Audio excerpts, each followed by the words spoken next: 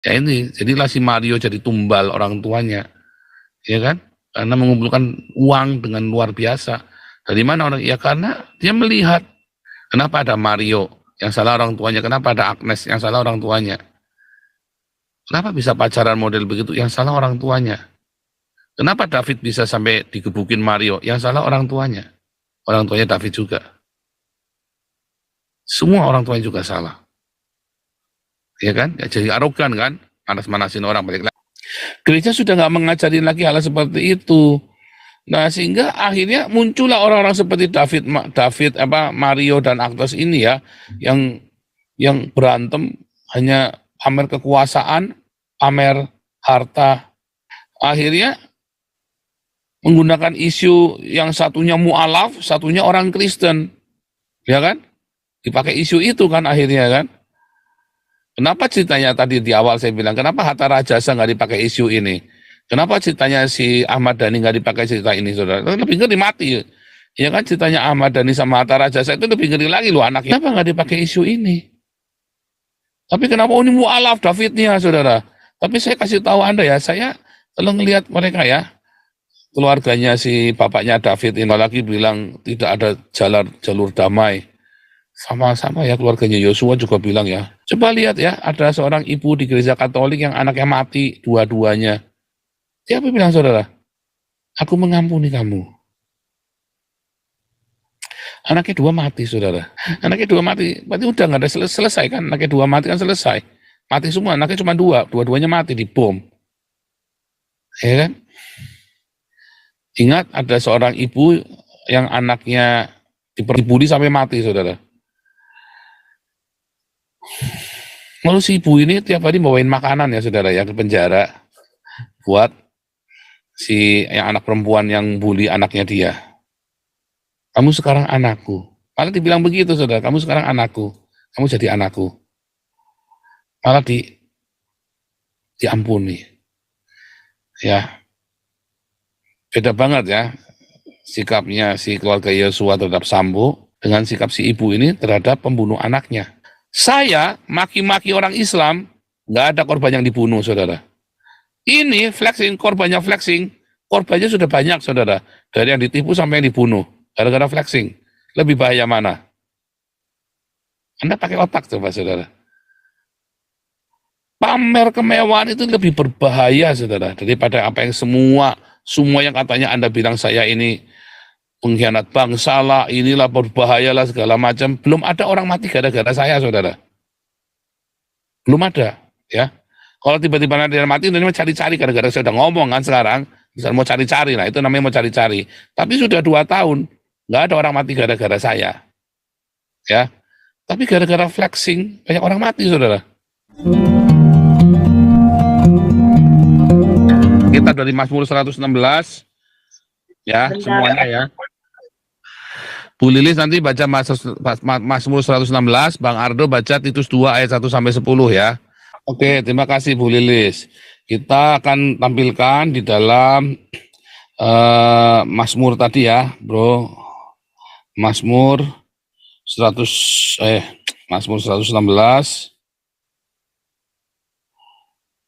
ayat yang berapa tadi? Tuhan bersama dengan orang yang sederhana. Atas. Ya, itu. Stop. Bisa diwarnain nggak itu? Lebih besar lagi? Bisa lebih besar. Nah, ya mantap. Nah, itu ya, bagus ya. Tuhan memelihara orang yang sederhana. Ya, itu sama dengan Titus 1 ayat 2. Kata sederhana di situ simple, ya. Simple, ringkas, ya.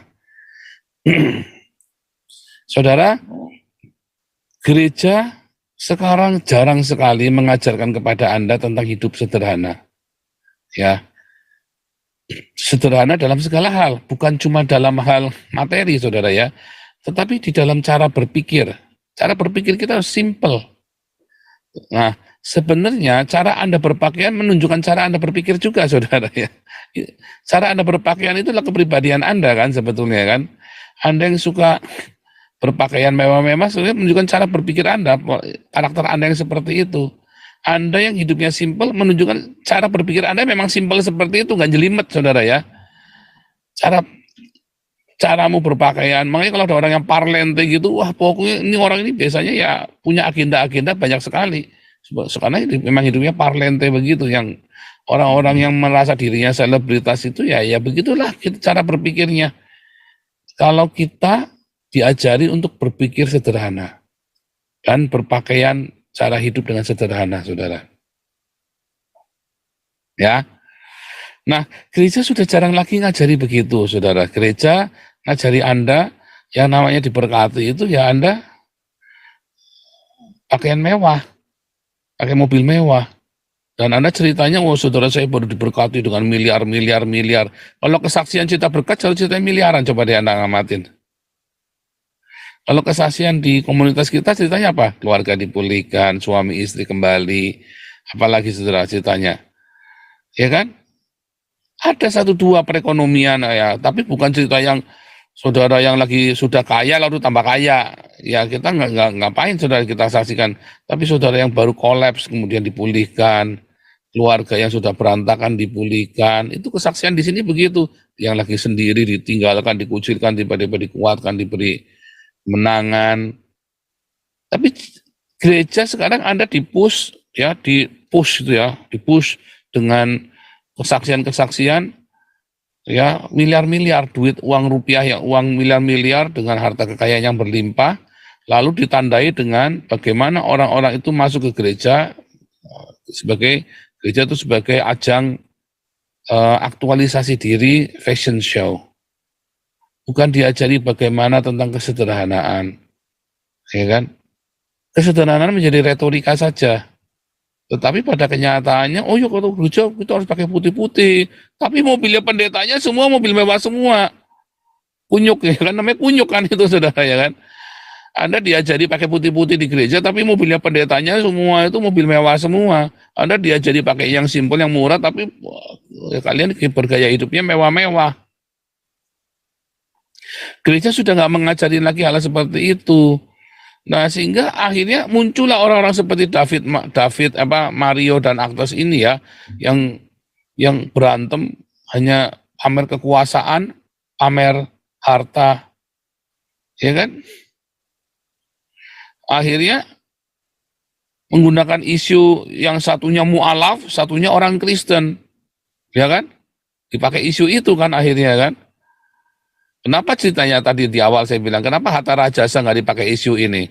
Kenapa ceritanya si Ahmad Dhani nggak dipakai cerita ini, saudara? Lebih ngeri mati. Ya kan ceritanya Ahmad Dhani sama Hatta Rajasa itu lebih ngeri lagi loh, anak yang bunuh orang loh itu. Kenapa nggak dipakai isu ini, saudara? Itu sama ya, anak-anak kan, anaknya Hatta Rajasa sama anaknya Ahmad Dhani kan anak berusaha kan? Kenapa nggak dipakai isu ini? Tapi kenapa ini mu'alaf Davidnya, saudara? Tapi saya kasih tahu Anda ya, saya kalau ngelihat mereka ya, keluarganya si bapaknya David ini, maklar kasus, saya kan tahu maklar kasus seperti apa, saudara. Ya kan? Apalagi bilang tidak ada jalur damai. Sama-sama ya keluarganya Yosua juga bilang ya, kasihan sekali ya. Begitu, kenapa orang-orang ini dipenuhi dengan kebencian? Karena orang-orang ini, mereka pergi ke gereja, mereka ketemu dengan agama, mereka ketemu dengan ritual-ritual. Tidak diajari untuk mengasihi, mengampuni, memberkati, tidak diajari untuk hidup sederhana.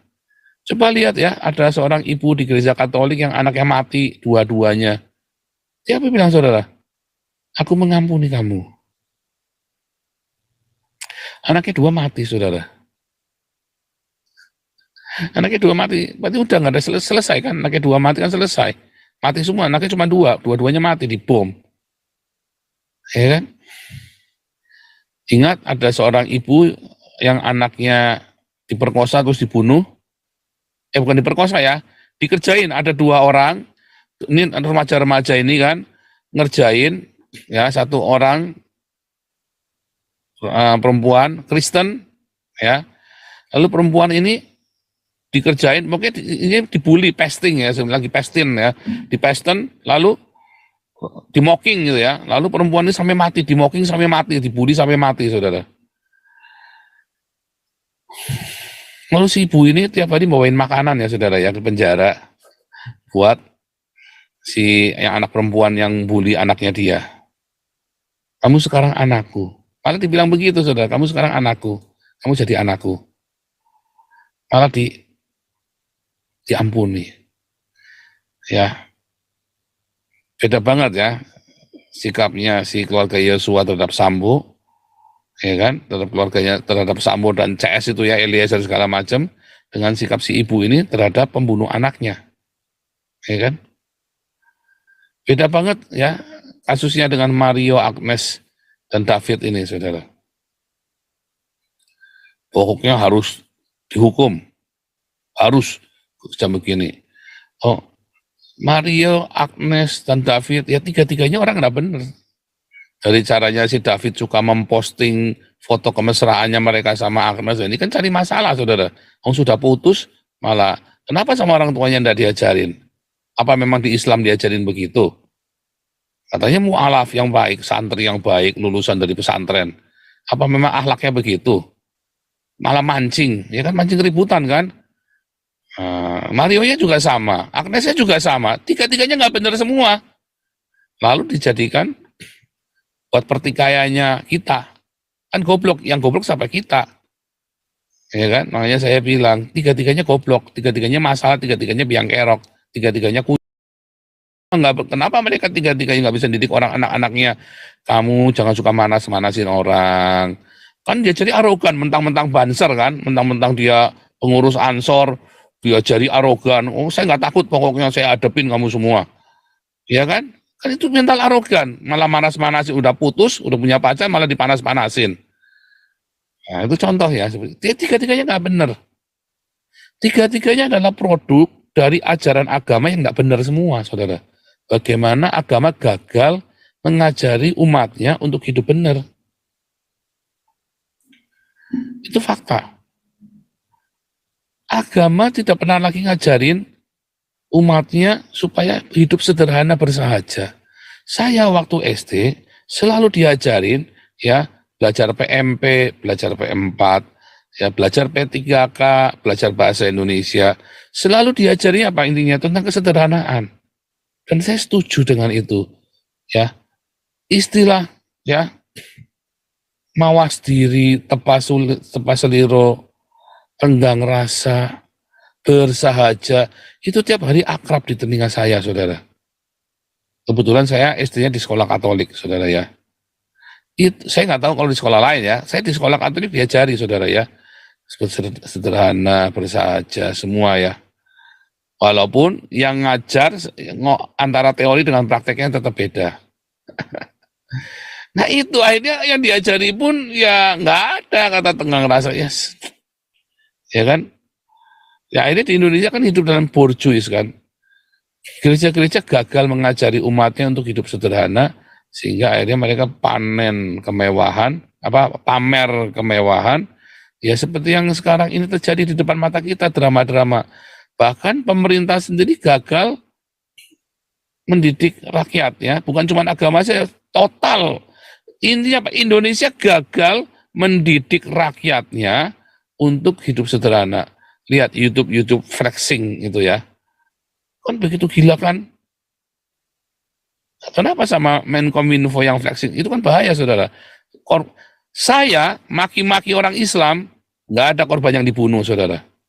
Ini flexing, korbannya sudah banyak, saudara. Dari yang ditipu sampai yang dibunuh, gara-gara flexing. Lebih bahaya mana? Anda pakai otak coba, saudara. Pamer kemewahan itu lebih berbahaya, saudara, daripada apa yang semua yang katanya Anda bilang saya ini pengkhianat bangsa lah, inilah berbahaya lah segala macam. Belum ada orang mati gara-gara saya, saudara. Belum ada, ya. Kalau tiba-tiba ada yang mati, ini mau cari-cari gara-gara saya udah ngomong kan sekarang. Misalnya mau cari-cari, nah itu namanya mau cari-cari. Tapi sudah 2 tahun, nggak ada orang mati gara-gara saya, ya. Tapi gara-gara flexing, banyak orang mati, saudara. Cemburu, terus nanti dikejar itu tadi ya. Anak-anak yang bunuh temennya diculik, ya kan, demi beli handphone baru kan.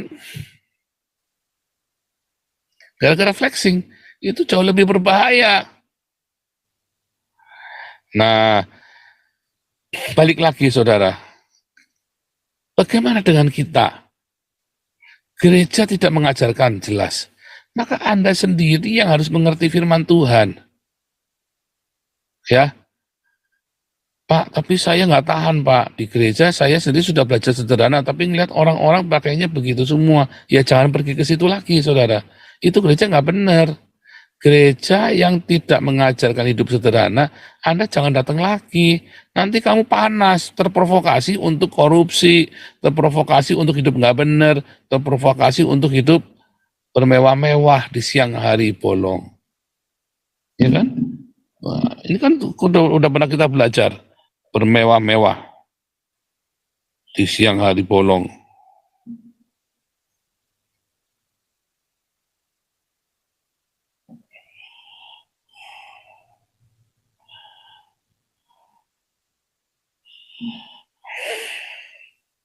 Coba tolong tampilkan Yakobus 5 ayat 5. Kamu lihat. Gagal, saudara. Gereja gagal. Ya, Yakobus 5 ayat 5. Gereja gagal. Bukan cuma gereja, semua agama gagal.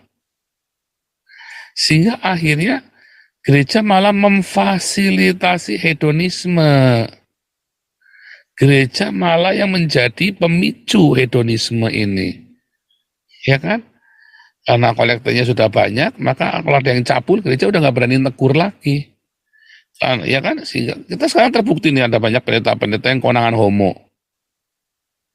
Ya nggak? Waduh, bukan rahasia lagi, saudara. Di Indonesia, ya, mereka akhirnya kepergok homo. Karena gaya hidupnya, dia tadi gaya hidup yang pendeta-pendeta yang homo ini, gaya hidupnya ya aduhai, saudara. Pendeta malah mencabuli jemaatnya, ya kan? Gaya hidupnya juga aduhai. Anda lihat ya, orang-orang gaya hidupnya aduhai. Gaya hidupnya ngeri, saudara. Lalu jemaatnya juga sama, WL-nya juga cabul, ya kan? Sesama pemain musik juga cabul, dia saling cabul. Itu sudah bukan rahasia lagi. Karena gereja dimulai dari apa ini, saudara? Diawali dari kemewahan, dari flexing, dari pamer. Coba kalau dari awal gereja diajari hidup yang sederhana. Bagaimana jemaat? Ayo jemaat, ya, kita diberkati adalah supaya Anda bisa memberkati. Tapi kan kalau Anda khotbah begitu, Anda diberkati supaya bisa memberkati, maksudnya uangnya masukkan ke gereja, supaya pendetanya bisa beli barang mewah lagi. Kan konyol. Supaya pendetanya bisa jadi selebritis. Ya kan? Cari donasi lagi buat jadi selebritis lagi. Nanti alasannya duitnya ketipu lagi, bikin proyek ketipu lagi, bikin proyek ketipu lagi. Padahal duitnya dipakai sendiri buat buat apa? Buat beli barang-barang mewah. Bangga pakai barang mewah. Gereja nggak mengajari untuk Anda hidup bersahaja. Saudara tahu kalau orang bersahaja itu enak, saudara? Lihat ya, Yakobus 5:5, dalam kemewahan kamu telah hidup dan berfoya-foya. Kamu telah memuaskan hatimu sama seperti pada hari penyembelihan. Makanya orang-orang yang suka bergaya hidup mewah ini ya penderitanya banyak. Mudah sekali, padahal beban hidupnya mungkin lebih banyak saya, saudara. Beban hidupnya mungkin lebih banyak saya. Tapi mengapa orang-orang ini menderita sekali? Saya baru konsulingin beberapa orang ya, yang hidupnya kayak susah sekali. Dalam hati saya, masalah kamu tuh nggak seperti masalah saya. Masalah kamu nggak ada apa-apanya sama masalah saya. Tapi kenapa kami hidup bahagia, kamu tuh susah? Karena kamu bermewah-mewah, kamu mengejar kemewahan, hatimu masih melekat pada kemewahan. Sekalipun duitnya lebih banyak saya. Tapi kamu, hatimu di sana. Sedangkan saya enggak, saya lepas. Itu dia, saudara, masalahnya. Dan Anda nggak mengerti kan rahasia ini kan. Mengapa hidupmu susah sih, saudara? Ya, mengapa hidup kamu susah? Karena ingin kaya. Amsal,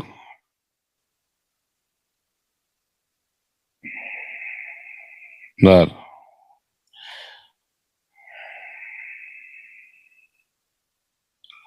Tadi Amsal berapa tadi? Lewat. Amsal 28 ayat 20.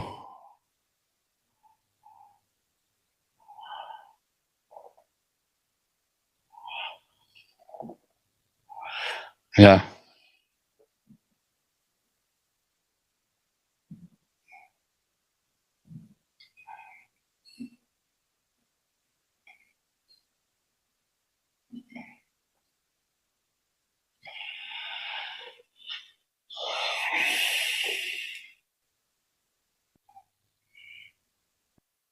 tak? Karena ingin kaya, ya itu tadi ya. Orang yang dapat dipercaya mendapat banyak berkat. Anda bukannya fokus untuk Anda dipercaya, ya kan? Tapi kan sekarang lihat ada YouTuber-YouTuber itu kan ngejar donasi kan, serakah dengan donasi kan. Bukannya Anda membuat supaya karakter itu bisa dipercaya, seperti komunitas kita, lihat kita sangat amanah dalam memegang uang dari masyarakat. Kita begitu bertanggung jawab, sehingga kita dipercaya. Tapi orang ini malah kejar-kejaran sambil memfitnah sana, memfitnah sini, ya kan, supaya uangnya masuk ke dia semua. Padahal akhirnya dia sendiri pun nggak karu-karuan keuangannya. Akhirnya dia menderita, ya kan? Tidak akan luput dari hukuman, saudara. Orang-orang yang ingin bergaya hidup mewah, ingin kaya, ingin cepat kaya. Tapi kalau anda dipercaya, kalau Anda bisa ya membangun kepercayaan itu, kredibilitas, integritas, ya, dan kapabilitasmu juga diperbesar, maka orang akan memberkati hidupmu, Tuhan akan berkati hidupmu, saudara. Hidupmu akan diberkati, otomatis. Jangan dibalik rumusnya. Jangan Anda berpikir bagaimana saya supaya kaya ya, salah. Jangan berpikir bagaimana supaya cepat kaya, jangan bagaimana supaya saya kaya ya. Oh salah, salah, salah, salah, salah, salah. Anda harusnya berpikir, saya harus berintegritas, saya harus punya kredibilitas, saya harus punya kapabilitas. Saya sampai hari ini saya masih sekolah, saudara. Sampai hari ini saya masih sekolah.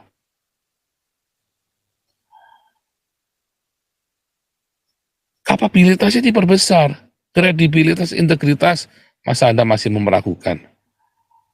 Ya kan? Karena saya juga jaga, bikin sistem supaya saya sendiri jangan tergoda. Saya sendiri bikin sistem, ya. Dan kita yang di Hagios yang di Belanda pun kita ini ya, kita dapat bantuannya dari pemerintah ya untuk boekhouder. Tadinya kita harus membayar sekitar 750 euro, tapi untung kita dibantu nih ya, wah kita berterima kasih sekali. Itu karena kita niat benar ya, gratis ini boekhoudernya, saudara, yang bantu kita supaya kita bisa ikutin peraturan Belanda. Tanggung jawab, memang mau kita buka, ya, mau kita buka semua semua lalu lintas keuangan kita di rekening kita buka semua ke boekhouder ini. Dia orang pemerintah loh, saudara ya. Kita buka semua, minta tolong dibantu. Saya harus bagaimana, apa yang harus saya lakukan. Kalau memang harus bayar, bayar. Bayar semestinya kita bayar. Tapi integritas dan kredibilitas itu penting sekali. Saya melupakannya di masa lalu. Dan saya membayarnya dengan keringat, air mata, ya bukan cuma keringat saja, tapi dengan air mata dan darah saya dan darah anak istri saya. Sekarang saya nggak mau lagi. Pelajarannya cukup mahal, ya, tentang kredibilitas, integritas. Nah, sekarang saya harus punya kapabilitas, diperbesar kapasitasnya. Jangan ngejar kayanya. Saya nggak mikir kayanya, tetapi berkat itu memang datang sendiri. Ketika kita perbaiki itu auto. Tapi kalau saudara ingin kaya, mungkin berhasil, bisa kaya. Tetapi kemudian Anda akan banyak sekali penderitaan dalam hidupmu. Ya, banyak sekali penderitaan dalam hidupmu.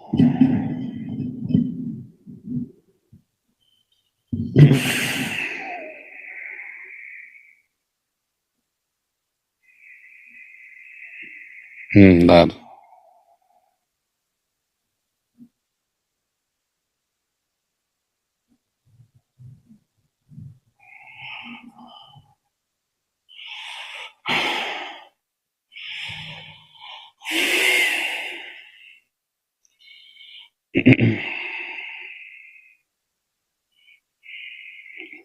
Tadi ya, orang yang ingin cepat kaya tidak akan luput dari hukuman.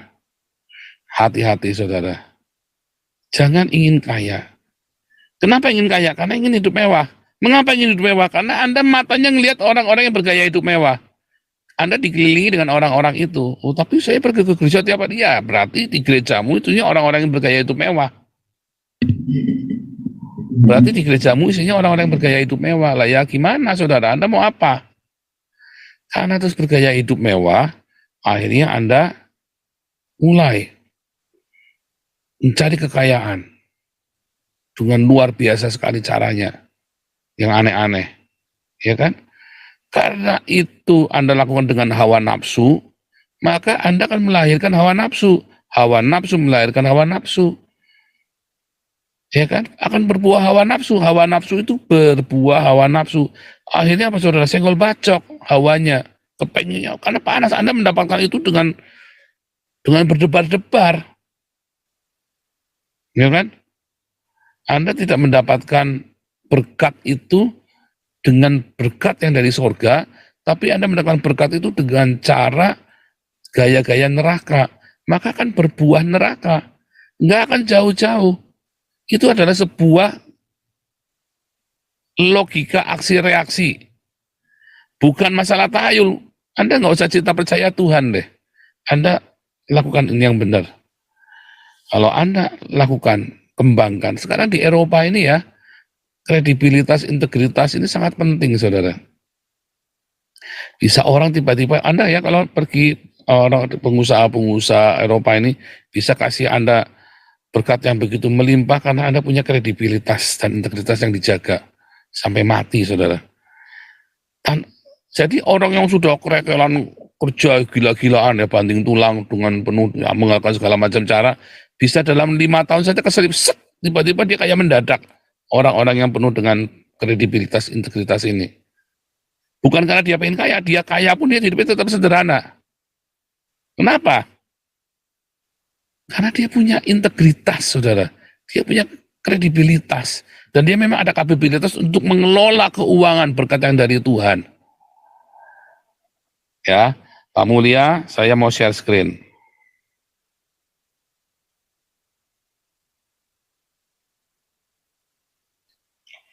Ini pelajaran ya, sulit saudara ya. Ini pelajaran sulit. Tapi kalau Anda ngerti, gampang banget saudara. Ternyata gampang banget. Ini pelajaran yang sulit, tapi sebenarnya gampang banget. Sulit kalau Anda sudah dibutakan matanya. Ya, beberapa orang bolak-balik nelpon saya, WhatsApp saya, ngotbain saya supaya saya ngasih uang sama dia. Bahkan saya, saudara, diteror saudara ya. Diteror saudara. Nama saya bahkan dibusuk-busukan. Dibusuk-busukan beneran ya. Waduh, nyebar kemana-mana itu ya. Saya utang budi, saya nggak tahu balas budi segala macam. Saya nggak pernah membalas si Budi ya saudara ya. Karena saya tidak pernah punya musuh namanya Budi. Musuh saya namanya dulu bukan Budi saudara. Namanya Budi, bukan Budi ya. Dulu musuh saya namanya bukan Budi saudara ya. Jadi saya tidak pernah membalas si Budi saudara ya. Dan tidak perlu saya balas, memang saya nggak pernah punya musuh namanya Budi. Tetapi orang karena kan itu tadi ya, dia teror saya segala macam, dia berusaha membuat saya ini jadi pembunuhan karakter ya. Ya, tetapi ajaib ya, ajaib. Saya sih nggak usah balas ya. Tuhan yang menyingkapkan semuanya kebenaran itu saudara. Dan saya nggak tambah miskin karena fitnahan itu. Saya nggak tambah susah karena fitnahan itu. Tetapi karena orang ingin tadi ya, dia melakukan segala macam cara buat bisa apa saudara? Buat bisa ngerampok Damaris, buat bisa ngerampok uangnya kalian saudara. Karena mungkin orang-orang lihat, duitnya gampang banget. Itu tidak gampang, itu kita mengelola dengan hikmat dari Tuhan, dari Roh Kudus. Ya, ada kredibilitas, ada integritas di sana saudara. Para pengurus ini punya kredibilitas dan integritas, tidak main-main saudara ya. Lihat, ya kita balik ke tema kita ya, sebentar jam berapa, oke. 15 menit ya. 15 menit yang berharga. Ya, resep Anda kalau Anda ingin diberkati dengan benar. Anda mulai dari minus. Kere. Kere ya. Ingat kere. Kere. Anda kere sekarang ya. Saya cerita Anda kere. Apalagi kalau Anda nggak kere. Sekarang Anda kere. Apa yang Anda pikirkan, saudara? Anda ingin lepas dari kere kan? Lepas dari kere. Wah, ini dulu saudara lepas dari kere. Ya kan? Setelah Anda lepas dari kere, Anda maunya apa saudara? Bahkan berlimpah kan? Kaya raya kan? Kan begitu saudara. Anda kere, lalu Anda ingin lepas dari kere, lalu Anda ingin berlimpah, kaya raya. Nah, pertanyaannya ini sangat penting. Kemudian orang-orang yang ingin lepas dari kere ini, dia mikir apa? Saya mau kaya. Saya mau kaya langsung. Caranya gimana? Akhirnya dia bekerja dengan berbagai macam penderitaan. Berbagai upaya ya yang bisa datangkan uang dan harta. Bukan kerja normal. Kerja normal nggak bisa, saudara. Anda misalnya kere, kenapa? Saya tukang ojek, udah tiap hari tukang ojek. Nggak bisa kalau kerja normal untuk lepas dari kere.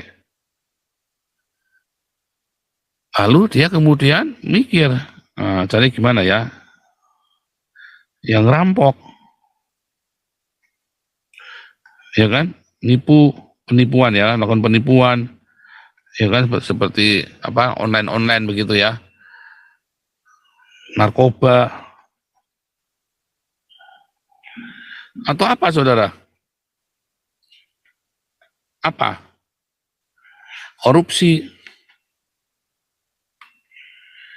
nyatut segala macam itu ya. Semua yang berbahaya. Sebab kalau Anda kerjanya polos begitu nggak bisa. Atau Anda, ini yang mau jujur, kerja satu hari ya 23 jam, tidurnya 1 jam saja. Sampai keluargamu berantakan, kamu ditinggal sama istrimu karena istrimu tidak pernah disayang-sayang, anakmu sampai jadi bajingan. Nah itu tadi, yang satu melakukan cara yang ini, yang lain melakukan ini, atau dua-duanya dilakukan. Sehingga akhirnya apa? Selalu ada korban, ada tumbal. Selalu ada tumbal, saudara. Apa tumbalnya? Tumbal dari minus, mau lepas dari kere sampai ke sini. Ini selalu ada tumbal. Anda pengen tumbalnya orang lain. Anakmu. Susah. Ya ini, jadilah si Mario jadi tumbal orang tuanya. Ya kan? Karena mengumpulkan uang dengan luar biasa. Dari mana orang? Ya karena dia melihat. Ya kan? Sibuk sehingga anaknya nggak diajari, nggak dididik. Gampang saudara. Kenapa anak begitu yang salah orang tuanya? Kenapa ada Mario yang salah orang tuanya? Kenapa ada Agnes yang salah orang tuanya? Kenapa bisa pacaran model begitu? Yang salah orang tuanya. Kenapa David bisa sampai digebukin Mario? Yang salah orang tuanya. Orang tuanya David juga. Semua orang tuanya juga salah. Ya kan? Ya, jadi arogan kan? Manas-manasin orang, balik lagi tadi kan. Tapi saudara tahu kenapa bisa ada sampai ini terjadi dan orang ini bukan cuma lepas dari kayu tapi pengen berlimpah? Karena ada mata yang melihat. Ya. Karena ada mata melihat untuk berlimpah kaya raya mewah. Emang kalau ojek kenapa nggak cukup, saudara? Sebenarnya cukup kan? Cukup. Anda kerja ngojek saja cukup nggak cukup? Ya kan? Lalu kan Anda kan kepengin lebih kan? Karena Anda melihat. Lah pertanyaannya kenapa Anda pengen lebih? Iya Pak, saya pengen motornya ganti yang bagus. Padahal sebenarnya pakai motor yang lama jalan nggak jalan. Tapi kepengin lebih. Karena Anda melihat. Kenapa Anda melihat? Karena lingkungan Anda.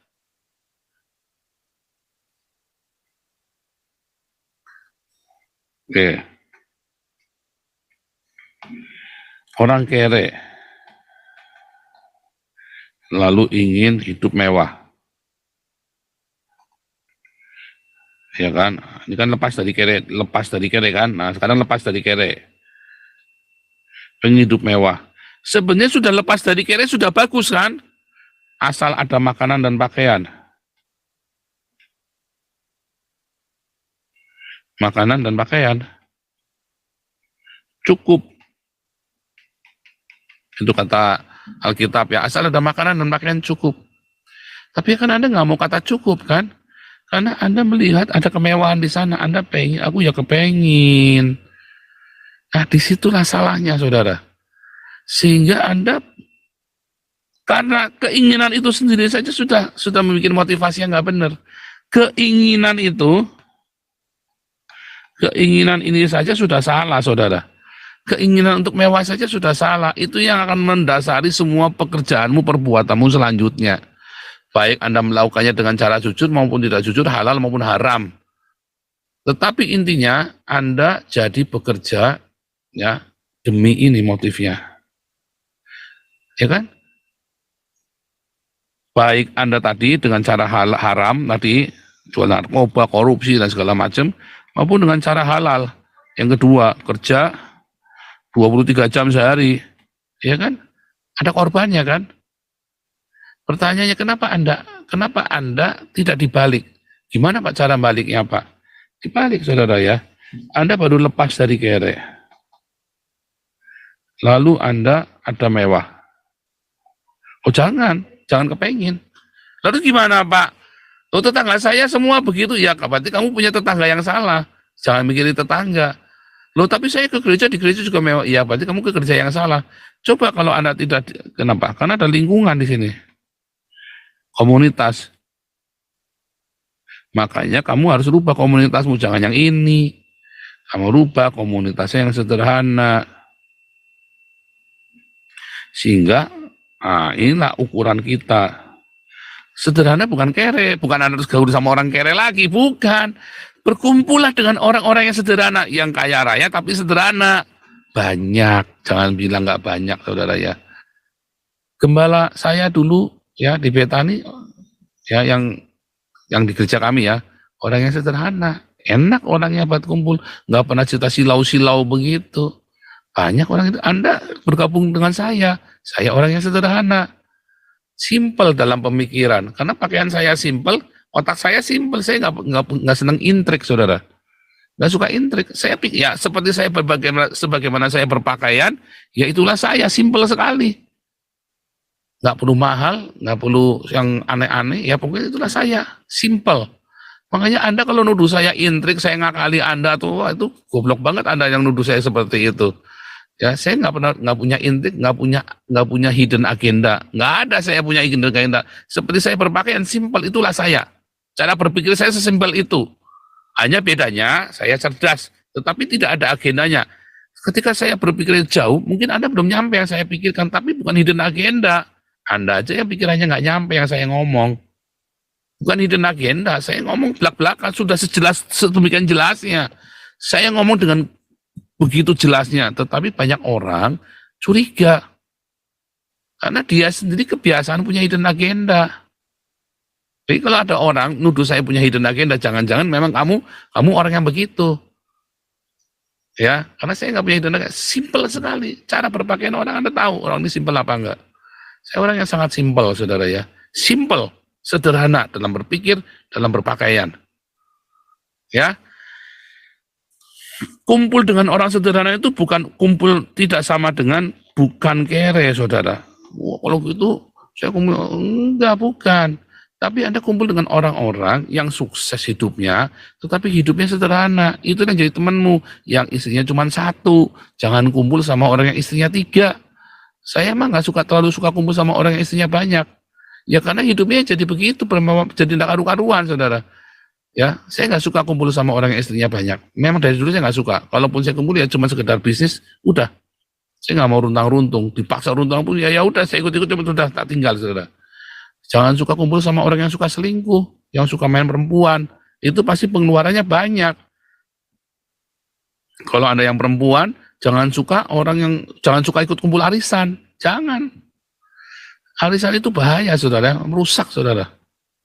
Serius, ada yang ketipu, ada yang apa. Waduh, pokoknya arisan itu lebih banyak mudaratnya daripada manfaatnya. Nggak usah, ya. Lihat ya, kumpulah dengan hidup yang sederhana. Fokus. Lalu di dalam prosesnya ini Anda upgrade ya kredibilitasmu, integritasmu.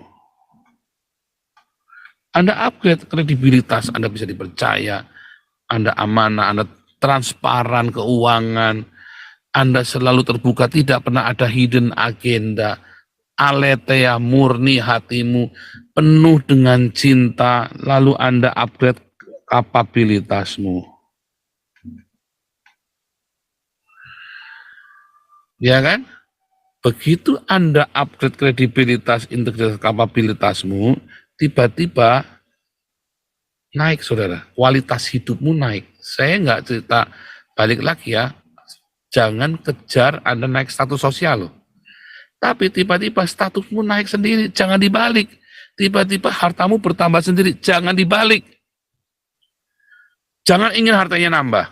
Juga jangan ingin hartanya nambah, juga jangan ingin statusnya naik. Enggak. Tapi Anda fokus dengan ketiga hal ini, kredibel kamu. Orang patut, oke, dipercaya.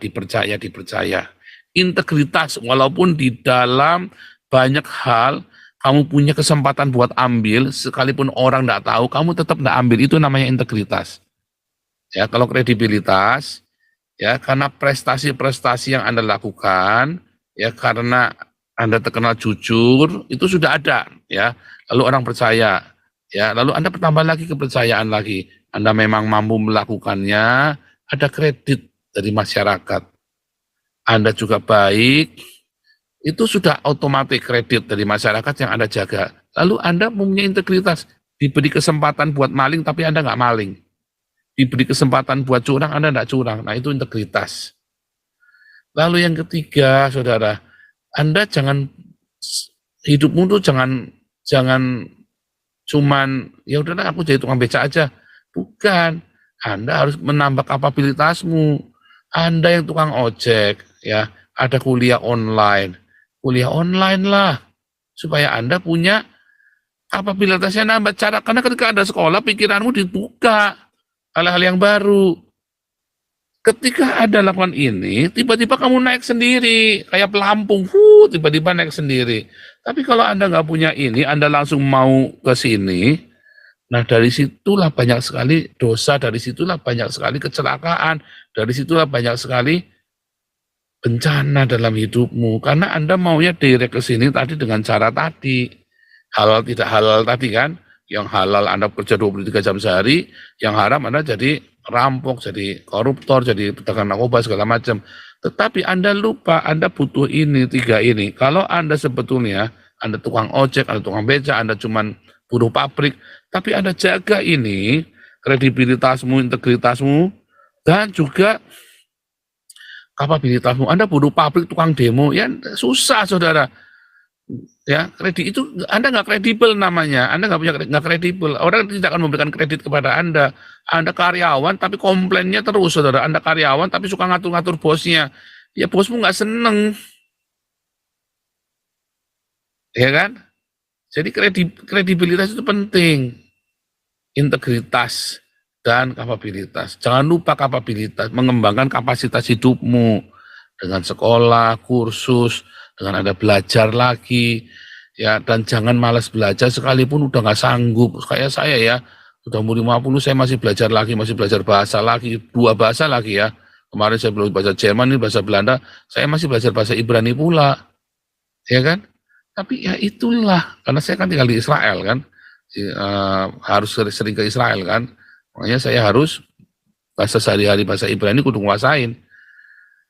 Nah itulah yang terjadi. Kalau Anda kok tiga hal ini, kredibilitas, integritas, kapabilitas, tiba-tiba Anda naik sendiri hidupmu, kualitasnya. Kalau ini kan ngejar kuantitasnya, nggak ada isinya. Tiba-tiba kejadian kayak si David, Mario, dan Agnes, nangis bawang kamu, ya kan, dipermalukan orang tuanya juga. Tapi kalau Anda ini yang dikejar, maka kualitasnya yang, ini kan kuantitas. Tapi kalau Anda kejar ini, maka Anda kan kualitasnya. Dan di situ ada kebahagiaan, ada damai sejahtera, ada kehidupan, ada berkat. Gereja nggak ngajarin ini lagi sekarang. Kan kuculuk saudara, di gereja nggak diajarin. Sekarang kita ajarin di sini. Anda ikutin, Anda percaya saya, jalanin, tiba-tiba hidupmu nanti diberkati. Keluargamu bahagia, ya kan karena kamu punya banyak waktu. Kerja sehari 10 jam maksimum, jangan pernah lebih. Ya, kerja sehari 10 jam karena Anda butuh istirahat, ya. Anda juga butuh kumpul dengan keluarga, bagaimana Anda peluk anakmu, Anda dengarkan anakmu lagi ngoceh-ngoceh, walaupun menurutmu ocehannya nggak penting didengerin. Karena tiba-tiba ada sesuatu, tiba-tiba Anda akan kenal anakmu seperti apa, dari ocehannya dia. Ya kan, Anda luruskan kalau ada yang salah, Anda didik. Oh itu, tiba-tiba Anda punya banyak waktu. Ya kan, Anda bisa memberi teladan. Nah, teladanilah Papa seperti Papa meneladani Yesus.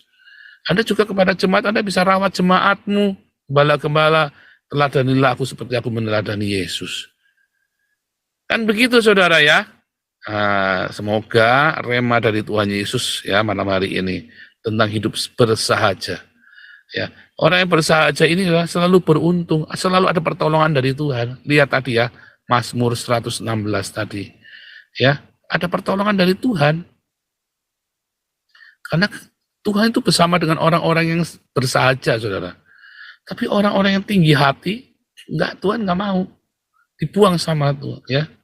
Tuhan itu selalu bersama dengan orang yang rendah hati. Ya. Tuhan itu bersama dengan para orang-orang yang rendah hati. Tapi orang yang tinggi hati itu kan ditendang sama Tuhan, nggak suka. Tuhan membenci orang-orang yang tinggi hati. Yang berpakaian bermewah-mewah itulah orang yang tinggi hati, saudara. Orang yang berpakaian mewah, orang yang suka hidup mewah, itulah orang-orang yang tinggi hati. Karena dia mencintai kemewahan, status sosial kan. Nah, itulah orang-orang yang tinggi hati dan Tuhan benci. Makanya selalu sial hidupnya. Ya, duitnya banyak, tapi apa kehidupannya sial. Tapi orang-orang yang rendah hati, kelihatannya nggak punya duit, tapi dia selalu beruntung. Anda coba urusan sama saya. Ruwet pokoknya, saudara, dibuat ruwet sama Tuhan. Ya kan? Kan udah kejadian kan? Kalau tak sebutin lagi kan nggak enak, saudara, satu-satu. Coba semua yang fitnah-fitnah saya. Sial kan mereka kan? Saya diam saja, nggak usah bales. Kebongkar-bongkar semua. Ya, tiba-tiba kena penyakit, kenapa, yang mati segala macam. Hati-hati, saudara. Jangan berurusan, jangan Anda cari ribut sama orang-orang yang bersahaja. Hati-hati, saudara ya. Nggak beruntung, karena Tuhan ada bersama dengan dia. Bersahaja di dalam Yesus ya. Sederhana di dalam Yesus. Ya kan? Simple. Ya, nggak suka intrik, pakainya juga sederhana. Hati-hati dengan orang seperti ini. Serius, saudara. Jungkel, karena yang menjadi backingannya dia adalah Tuhan semesta alam. Ya, Tuhan Yesus memberkati.